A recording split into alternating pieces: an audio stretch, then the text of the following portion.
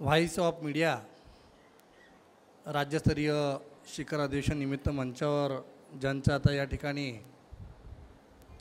जीवन गौरव पुरस्कार देण्यात आले असे सर्व पुरस्कारार्थी आणि ज्यांच्या हस्ते हे देण्यात आलं तसे कांबळे सर आणि या व्हॉइस ऑफ मीडियाचे संस्थापक तथा राष्ट्रीय अध्यक्ष संदीपजी काळे, अनिलजी मस्के, योगेंद्र दोरकरजी, अजित कुंकळजी, गोरक्षनाथ मदनेजी। खरं तर आजचं हे सत्र जे मला दिलं आहे आरोग्य विषयामध्ये पत्रकारांचं विजन काय असलं पाहिजे आणि पत्रकारांसाठी काय केलं पाहिजे, माझ्याकडे आता जी जबाबदारी दिली आहे ती धर्मदाय रुग्णालय आहेत। महाराष्ट्रामध्ये 550 असे धर्मदाय रुग्णालय, त्याचे कक्ष जो विधी व न्याय विभागाअंतर्गत येतो पण त्याचे मंत्री म्हणून जे असतात त्यांच्या अंडर हे कक्ष या ठिकाणी स्थापन झालेले आहेत आणि त्या कक्षाचा प्रमुख म्हणून माझ्याकडे जबाबदारी आहे। आता पहिल्यांदा धर्मदाय रुग्णालय म्हणजे कोणती? ज्या रुग्णालयांना शासकीय जागेवर जागा लीजच्या स्वरूपात दिलेली असते किंवा जे रुग्णालय टॅक्सेशनमध्ये फायदा घेतात, ट्रस्टच्या अंतर्गत रजिस्टर असतात, असे रुग्णालय म्हणजे धर्मदाय रुग्णालय या ठिकाणी गणले जातात। आता सामाजिक दायित्व म्हणून त्या ठिकाणी निर्धन आणि दुर्बल घटकांसाठी 20% टोटल जे रुग्णालयाच्या खाटा असतात ते रिझर्व्ह असतात। परंतु असं असताना सुद्धा 2006ला एक रुग्ण त्या ठिकाणी त्या जसलोकसारख्या पंचतारांकित रुग्णालयात जातो, ते धर्मदायाच्या अंतर्गत येतं आणि त्या रुग्णाला टाळाटाळ केली जाते आणि त्यातनं मग ते रीट पिटिशन हायकोर्टला टाकतात आणि मग हायकोर्ट ह्या योजनेची फ्रेम करतात की योजना कशा प्रकारे राबवली गेली पाहिजे। म्हणजे त्यामध्ये निर्धन आणि दुर्बल घटकांसाठी 10% कसे बेड ठेवले पाहिजे, बिलची आकारणी कशी केली पाहिजे आणि हे बिल वजावाट कशी केली पाहिजे। तर ओव्हरऑल ट्रान्झॅक्शनचा 2% निर्धन घटकांसाठी एक अकाउंट ओपन करून त्यातनं सर्व रुग्णांचे बिल या ठिकाणी मोफत केले पाहिजे। 2006 पासून असे 12,500 खाटा या महाराष्ट्रामध्ये उपलब्ध आहेत। जे रुग्णालय म्हणजे तुम्हाला एक्झाम्पल म्हणून लीलावती असेल, जसलोक असेल, हिंदूच्यासारखे पंचतारांकित रुग्णालय हे धर्मदायाच्या अंतर्गत येतात। असं असताना सुद्धा रुग्णालयाकडनं काही विशिष्ट वर्गांचाच फक्त या रुग्णांना उपचार मिळाले पाहिजे आणि काही रुग्णसुद्धा या ठिकाणी कंप्लेंट करायचे की आम्हाला त्या ठिकाणी उपचार दिले जात नाही। ऑक्टोबर 2023ला या विभागाचे मंत्री म्हणून आदरणीय देवेंद्रजींनी एक सर्व प्रधान सचिव विधी न्याय विभाग यांची बैठक बोलवली आणि आयुक्त धर्मदाय यांची बैठक बोलवून ह्या विषयाचा आढावा घेतला।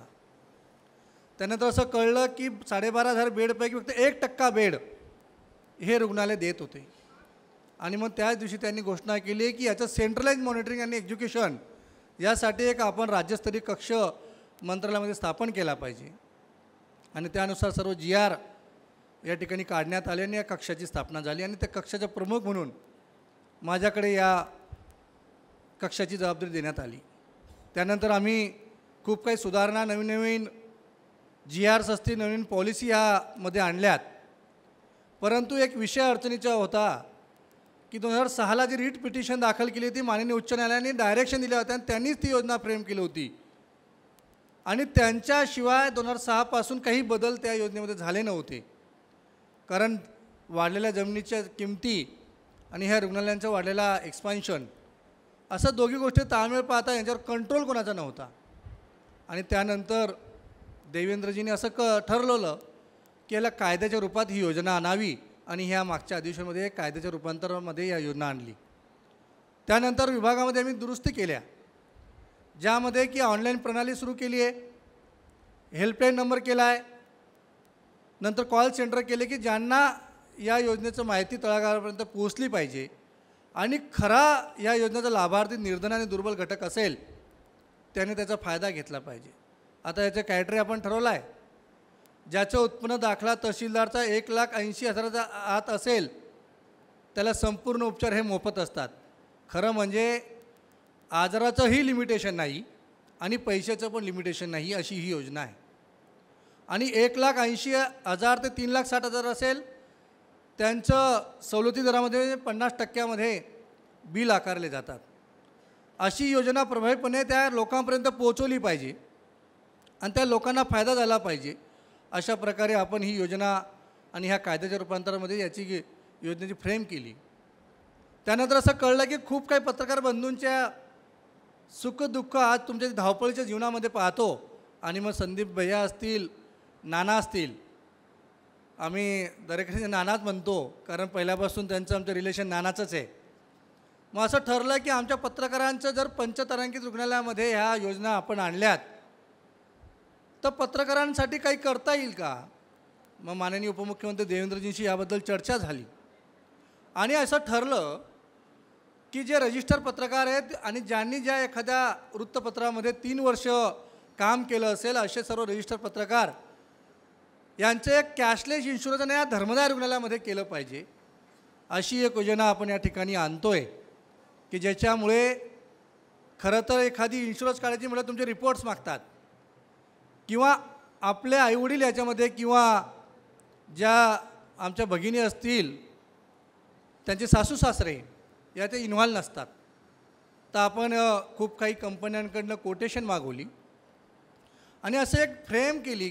मग संदीप भैया असतील, वेगवेगळ्या आपल्या सर्व पत्रकार संघटनांचं असतील, इलेक्ट्रॉनिक असेल, प्रिंट मीडियाचे असतील, यांच्या सर्वांचं बसून असं ठरलं की 80% माननीय देवेंद्रजींनी एकाला सांगून ते त्यांनी भरावे आणि 20% त्या इन्शुरन्सचा हप्ता आपल्यामार्फत करावा. आणि असे पंचतारांकित रुग्णालयामध्ये आपले पूर्ण परिवार, आपले आईवडील किंवा सासू सासरे यामध्ये इन्व्हॉल्व करावे आणि त्याला रिपोर्ट न मागता ज्या दिवशी तुमचा इन्शुरन्स होईल त्याच्या दुसऱ्या दिवशीपासून त्या ठिकाणी उपचार या पंचतारांकित रुग्णालयामध्ये कॅशलेसच्या मार्फत 5 लाखापर्यंत आपण करणार आहोत. म्हणून आज पत्रकारांचा हा विषय कसा नेता येईल याची आपण पूर्ण तयारी केलेली आहे. काही दिवसामध्ये या इन्शुरन्सची योजनेची आपण घोषणाही माननीय देवेंद्रजी या ठिकाणी करणार आहेत. आता एक अजून असा विषय ठरतोय आपल्यामार्फत खरा निर्धन आणि दुर्बल घटकापर्यंत कसं पोचता येईल आणि ही योजना इतकी चांगल्या प्रकारे असतील. आता नेपाळ दुर्घटनेतले आपण पेशंट पाहिले, सर्व हे ब्रिज कँडीसारख्या रुग्णालयामध्ये आम्ही ॲडमिट केले, बॉम्बे हॉस्पिटलसारख्या ठिकाणी ॲडमिट केले आणि भाटियासारख्या ह्या पंचतारांकित रुग्णालयामध्ये त्यांचं मोफत या निर्धन आणि दुर्बल घटकाच्या अंतर्गत चॅरिटीच्या अंतर्गत आपण करतो आहे. याच अनुषंगाने माननीय देवेंद्रजींनी सांगितलं की ही योजना अजून प्रभावीपणे त्या लोकांपर्यंत कसं पोचवता येईल. खरं तर अशा रुग्णालयापर्यंत तो रुग्ण पोचवू शकत नाही आणि मोजकाच घटक, जसं वानखेडेजींनी सांगितलं की मोजकाच घटक याचा काही फायदा घेतो. राजकीय दबाव असल्याशिवाय मोजका घटक आणि मोजके रुग्णालय या योजनेचा फायदा एकमेकाला देत होते.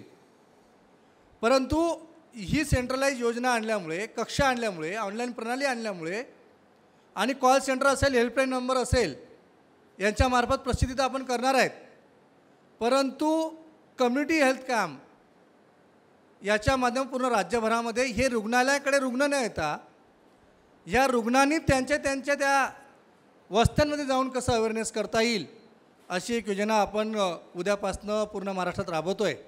ज्यामध्ये 5 घटक आपण मुख्यत्वे टार्गेट केलेत. दलित वस्त्या असतील, स्लम एरिया असेल, अनुसूचित जनजाती एरिया असेल, त्यानंतर भटके असतील आणि ज्यांचा आर्थिक दुर्बल घटकातले समाज असेल यांच्यापर्यंत ह्या योजनांचं पूर्ण न्यायचं. त्या ठिकाणी त्या वस्त्यांमध्ये आरोग्य शिबिरं राबवायची. आरोग्य शिबिर राबवत असताना त्यांच्या रक्ताच्या तपासण्या मोफत करायच्या, त्यांना आभा कार्ड मोफत द्यायचं, त्यांचं ECG आवश्यकता त्यानुसार मोफत करायचं आणि ज्या बेसिक औषधी लागतील ते सुद्धा द्यायचं. आणि हे असे पंचतारांकित रुग्णालय जे असतील त्यांच्यामार्फत हे आरोग्य शिबिर राबवायची आणि योजनांची प्रसिद्धी माहिती अशा घटकापर्यंत पोचवायची. अशी योजना आपण उद्यापासनं महाराष्ट्रामध्ये राबवतो आहे आणि त्याचं टार्गेट 25,000 कॅम्प, छोटे छोटे 200 ते 250च्या वर ते कॅम्प गेले नाही पाहिजे.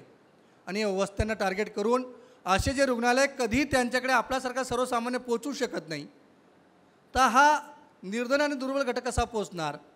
म्हणून असेच रुग्णालय त्यांच्यापर्यंत पोहोचले पाहिजे. त्या वस्त्यांमध्ये त्यांनी कॅम्पच्या माध्यमातून जनजागृती केली पाहिजे आणि खरा लाभार्थी त्या योजनेचा तोच रुग्ण असला पाहिजे. म्हणून ह्या 5 वस्त्यांची निवड केली आणि ते आपण राज्यभरात राबवतो आहे. माझी सर्व पत्रकार बंधूंना विनंती असेल की आपण याची ती प्रसिद्धी द्यावीच, कारण इतकी मोठी योजना असताना फक्त एक सिस्टीम लावल्यानंतर 12,000 बेड म्हणजे 2% बेड आतापर्यंत कोणी भरत नव्हतं. आता 70 ते 80% बेड ह्या योजनेच्या मार्फत जे आपण सेंट्रलाइज एज्युकेशन अँड मॉनिटरिंग करतो त्याच्यामार्फत भरले जात आहेत आणि खरा लाभार्थी त्यापर्यंत पोहोचतो आहे.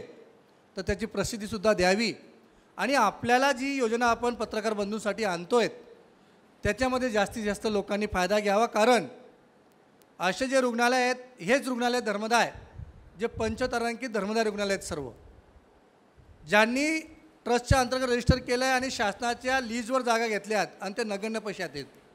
अशा ठिकाणी तुमचं कॅशलेस उपचार कसं करता येईल. आणि हा पत्रकार बंधूंचं जे धगधगीचे जीवन आहेत त्यामध्ये आपल्या घरातले आईवडील असतील, आपल्या परिवारातले सदस्य असतील, यांचा लाभ कॅशलेसच्या मार्फत कसा देता येईल याचीसुद्धा योजना आपण करतो आहे आणि ती लवकर संदीप भाई असतील आणि बाकी पत्रकार असोसिएशन असतील ह्या घोषित करणार. त्याचं आपण पूर्ण बजेट मागवलं आहे. त्याचे पूर्ण रजिस्ट्रेशनचे फॉर्म 7,000 लोकांचं या ठिकाणी टेंटेटिव्ह कन्फर्मेशन इलेक्ट्रॉनिक आणि प्रिंट मीडिया असं ते होतं आहे. तर माझी सर्वांना विनंती की ज्यावेळेला ही योजना घोषित होईल त्यावेळेला तुमचं रजिस्ट्रेशन होणं आवश्यक आहे. आणि अशा 556 रुग्णालय आहेत पूर्ण महाराष्ट्रामध्ये, तिथं तुमचं पूर्ण कॅशलेस आपल्या परिवारचं होईल आणि पूर्ण आजार त्या ठिकाणी 5 लाखापर्यंत तुम्हाला कॅशलेस त्या ठिकाणी करता येईल, उपचार करता येईल. मला खरं आनंद या ठिकाणी संदीप भाईचा असेल, नानांचा असेल की त्यांनी ही भूमिका माझी मांडण्याचं या ठिकाणी सौभाग्य मला प्राप्त झालं. त्याबद्दल मी सर्व असोसिएशनचं, या व्हॉइस ऑफ मीडियाच्या सर्व पदाधिकाऱ्यांचं या ठिकाणी मनापासून आभार व्यक्त करतो. आणि पुन्हा सर्वांचं या ठिकाणी मला बोलण्याची संधी, माझं मनोगत व्यक्त करण्याची संधी या ठिकाणी दिली त्याबद्दल सर्वांचं मनापासून आभार व्यक्त करतो. धन्यवाद.